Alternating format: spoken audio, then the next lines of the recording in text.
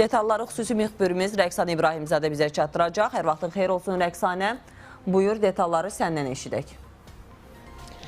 Salam, hər vaxtınız xeyir olsun. Bəli, sizin də vurğuladığınız kimi son günlərdə tənha və ahıl vətəndaşlara qarşı törədilən dələduzluq hallarının sayında artım müşahidə olunur.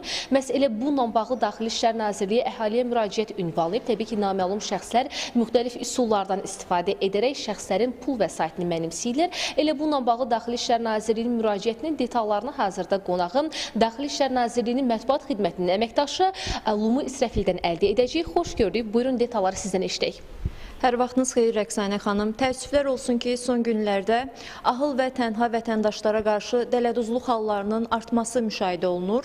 Naməlum şəxslər özlərini övlad, nəvə yaxud yaxın qohum kimi təqdim edərək güya bədbəxt bir hadisə baş verməsi, qəza törədilməsi, ağır cərrahi əməliyyatlara ehtiyac olması kimi saxta bəhanələrlə yaşlı insanlardan pul tələb eləyirlər. Şübhəli şəxslər əsasən xarici nömrələrdən zənglər edərək yalan məlumatlar ötürür və təcili surətdə müxtəlif məbləğlərdə pul vəsaitinin göndərilməsini israrla tələb eləyirlər.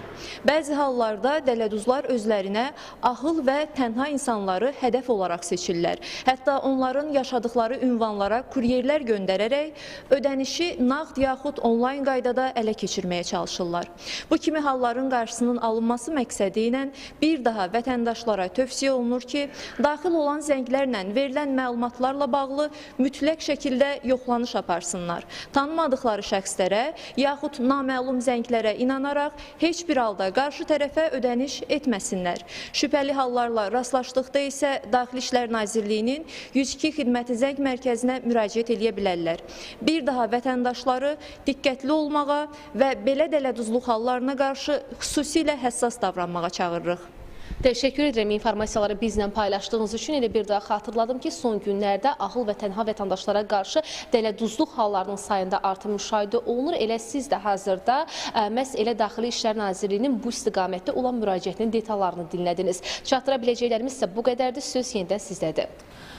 Minnətdaram sənə ətraflı məlumatların üçün. Qeyd edək ki, bizimlə birbaşa bağlantıda əməkdaşımız Rəqsanə İbrahimzadə idi.